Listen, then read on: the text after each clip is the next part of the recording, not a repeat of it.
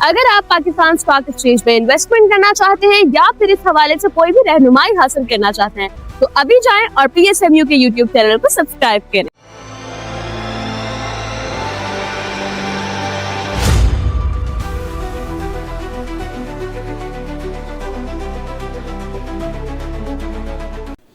अस्सलाम वालेकुम, मैं हूँ सरफराज अली, PSMU आप देख रहे हैं। आज हम पूरे हफ्ते की जो ख़बर है, निचोड़ है, यहाँ पर आए हैं और एक्सपर्ट क्या हर बंदा जो है इनकी राय को देखता है, जानता है। मिस्टर मुनीर खनानी साहब हमारे साथ मौजूद हैं। इनसे आप पूछेंगे पूरे हफ्ते की सूरत हाल, ख़ास तौर पे आज की सूरत हाल। सर, मार्केट का कुछ समझ में नहीं आ रहा, जो नए जो हमारे इन्वेस्टर हैं उनको भी समझ में नहीं आया, और जो लोग काम कर रहे हैं समझ में, कभी प्राइस अप होते हैं, कभी डाउन होते हैं, कभी ऐसा लगता है कि मार्केट अभी गिर जाएगी, कभी जंग हो जाएगी, कभी रुक जाएगी।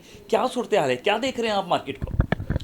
सर, सबसे पहले तो मैं ये बात, जो नए इन्वेस्टर है ना, जो मार्केट के लिए उनके लिए में भी पॉसिबल पहली दफ़ा मंदी हो ना, देखिए stock exchange short term investment के लिए नहीं है। बेसिकली स्टॉक एक्सचेंज होती है लॉन्ग टर्म इन्वेस्टमेंट के लिए। कोई भी कंपनी ग्रो करती है, 15 से 20% ग्रो करती है, 5 साल में डबल होती है। ये मुल्क के हालात हैं। पाकिस्तान की मार्केट दुनिया की चीपर तरीन मार्केट है। अगर आप बैंक सेक्टर उठा के देख लें, अगर रेट ऑफ इंटरेस्ट बढ़ता है तो बेनिफिशियर हैं, चीज़ें उनकी अर्निंग ये देख लें। असल में हमारे जो इन्वेस्टर हैं ना, वो आंखें लगा कर स्कीम में बैठे हुए हैं। उनका कॉन्सेप्ट भी नहीं है कि इन्वेस्टमेंट के लिए कोई आइटम दी गई है। वो तो लेंगे आज दिए, आधे घंटे बाद ये बढ़ जाए, 15 मिनट के बाद बढ़ जाए तो मैं बेच दूँ। नहीं, ऐसा कभी नहीं होगा। आपको मालूम है इस वक्त दुनिया के हालात है ना, संगीन है। स्पेशली आप ईरान और अमेरिका की जंग देख लें कि सीज़ फायर हुआ है, आज ये होगा, कल ये होगा, मुख्तलिफ बयानात आते हैं, इस पर मार्केट रिएक्ट करती है। ऑयल प्राइस बढ़ते हैं तो मार्केट घट जाती है, ऑयल प्राइस कम होते हैं मार्केट बढ़ जाती है। ये ना ख़त्म वाला सिलसिला है। हमारे उस्ताद एक ही क्या बात करते थे कि ऐसे हालात में काम नहीं करना चाहिए जहाँ मार्केट किसी हालात को देख, किसी सुनीरियों को देखकर मार्केट चलती हो, तो काम नहीं करना चाहिए। इस वक्त वेट करना चाहिए अच्छे हालात का, अच्छे टाइम का। मार्केट में कोई इशू नहीं है। अगर सीज़ फायर हो गया और ऑयल प्राइस से कम हुए, लेकिन ऑयल प्राइस इतने कम नहीं होंगे जो हम आप एक्सपेक्ट करते हैं। पीछे दिनों जो $40-50 हो गए थे, $60 इतने नहीं होंगे। अब मैक्सिमम ऑयल की वैल्यूएशन हो गई है, बहुत सारे डैमेजेस हुए, तो $15-20 से नीचे ऑयल नहीं आएगा। लेकिन हमारे मसाइल जो हम बहुत बड़े इम्पोर्टेंट हैं, और हमारा मेन कंसर्न है कि हमारा इन्फ्लेशन का दारोमदार भी ऑयल की वजह से बढ़ा हुआ है। अगर नीचे आएगा तो मे बी पॉसिबल इंटरेस्ट ना रेट ना भी बढ़े। तो इन्वेस्टर्स में कहूँगा इन्वेस्टमेंट करना सीखे। ट्रेडिंग करेंगे तो मेरा फ़ायदा होगा, मेरे इक्विटी डीलर का फ़ायदा होगा, आपको लेन पे कुछ नहीं मिलेगा। थैंक यू भैया। अच्छा सर, एक अहम सवाल, आप ऑयल सेक्टर के बारे में बात करें। पेट्रोलियम की हमारी कीमत जो है, आप देख रहे हैं पाकिस्तान की एक अलग ही एक मंतक है। टैक्स इतने ज़्यादा हैं, हम कंट्रोल करने भी आए भी तो हम लोग नहीं कर सकते। कोई गवर्नमेंट को मशवरा देंगे कि कम से कम आप पेट्रोल पे एक संजीदा हो जाएं, ताकि शेयर्स मार्केट अगर बिगड़ेगी तो ज़ाहिर बात है मैशत बिगड़ेगी। क्या कहेंगे? नहीं, मैं तो सिर्फ एक ही एडवाइस करूँगा कि ये जो वार की वजह से जो ऑयल प्राइस बढ़े, इसमें कम से कम जो एक्स्ट्रा रेट बढ़े ना, उस पर हुकूमत पाकिस्तान को टैक्स लेवी छोड़ देनी चाहिए, ताकि गरीब आवाम को फ़ायदा हो। छोटा आदमी है, अगर आप बाहर जाके देखें ना, तो काम इसी वजह से बहुत सारी इंडस्ट्रियाँ अफेक्टेड होती हैं, आना जाना।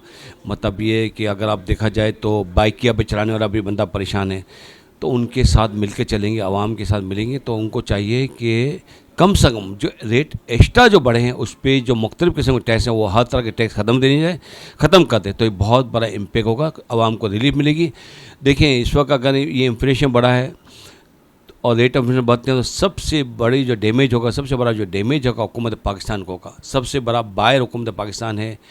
बजट का तब डेफिसिट है, उस पर मज़ीद लोन लेना, ये इससे बेहतर है कि आप थोड़ा बहुत टैक्स दे दें, तो मेरे ख्याल से ये बहुत बड़ी बचत हो जाएगी। और टैक्स अगर ये रेट में नहीं बढ़ा तो मेजर जो बेनिफिशियर होगा वो हुकूमत पाकिस्तान होगी। अच्छा, बजट की आपने बात करी, बजट पे से कितना असर पड़ेगा शेयर मार्केट को, ये बताएं बजट के हवाले से। बजट में मैं तो सिर्फ एक ही बात करूँगा कि किसी भी तरह से कैपिटल गेन की रिजीम को ना छेड़ा जाए। इसकी वजह कि रिजीम के बारे में बात आती है तो मार्केट अननोन पर्सन से, मतलब कभी ऊपर कभी नीचे बातें आती हैं। तो मैं एक ही बात करूंगा कि कोई भी रिजीम अगर बनाया गया इसको 4-5 साल कंटिन्यू रखा जाए। बल्कि एक रिक्वेस्ट करूंगा कि दुनिया भर में, जिस वक्त मैं लास्ट में जापान गया था, तो वहाँ पे जो छोटा इन्वेस्टर होता है, जो सहूलत अकाउंट होते हैं, उस पर टैक्स का रिलीफ होता है, उस पर टैक्स कैपिटल गेन लागू नहीं होता। तो इस तरह की कोई स्कीम लागें तो छोटा इन्वेस्टर मार्केट में आएगा। दुनिया मार्केट को देखती है, स्टॉक एक्सचेंज अगर बुलिश है इसका मतलब है कि इकोनॉमी अच्छी चल रही है, हर चीज़ अच्छी चल रही है। तो छोटा सा अगर आप रिलीफ देंगे तो आप दुनिया को मैसेज देंगे कि पाकिस्तान स्टॉक एक्सचेंज क्या मुल्क एक अच्छी इकोनॉमी के साथ ग्रो कर रहा है। अच्छा सर, आप मार्केट की बात कर रहे हैं, मार्केट को बहुत नज़दीक से देखते हैं, थोड़ी सी ब्रेकिंग न्यूज़ हमारे लिए भी कर दें, हम आपके अपना चैनल है, क्या देख रहे हैं, कौन सी आपको ऐसा लग रहा है कि कहाँ पर इन्वेस्टमेंट करना चाहिए, कहाँ से थोड़ा सा डर के रहना चाहिए, कोई आपके ख्यालात, कोई मशवरा देना चाहें? सर देखिए, अभी आप किसी भी मेंबर से अगर एडवाइस देंगे तो बोले वेट करें। जब मार्केट गिरती है आप देखेंगे, भाई 25,000 इंडेक्स गिरता तो अपॉर्चुनिटी है बाई की ना। जो आइटम आपको 190 पे अच्छी लगती थी आज 170 पे अच्छी क्यों नहीं लगती है? आप अपने आप को टटोलें ना कि आपकी रिसर्च में क्या मसाइल हैं। मैं तो समझता हूँ कि इस वक्त बाई बनती है। अगर आप, मैं सेक्टर का नाम नहीं लूँगा, लेकिन फिर भी मैं एक जनरल बात कह देता हूँ कि बैंकिंग से ऑल ओवर बैंकिंग सेक्टर को उठा के दी जाए तो उनकी अर्निंग देखें, उनकी पी देखें और दाम देखें। अच्छा पे आउट करती हैं बैंक, ऐसे 5-7 बैंकें जो बहुत अच्छा पे आउट देती हैं पिछले कई सालों से। उसमें इन्वेस्टमेंट करें, आपको कैपिटल गेन भी मिलेगा और तकरीबन इंशाल्लाह रिटर्न भी मिलेगा। बहुत बहुत शुक्रिया जी। मिस्टर मुनीर खनानी साहब ने एक आपको एडवाइस भी दे दी है और बहुत मुनफरिद जो है उन्होंने गुफ्तगू की हमारे साथ PSMU के साथ, और हमें उम्मीद है आपको इस गुफ्तगू से जो है फ़ायदा ही हासिल होगा इंशाल्लाह। सरफराज अली को इजाज़त दें इस दुआओं के साथ कि आप हमेशा हमसे जुड़े रहेंगे। अल्लाह हाफ़िज़।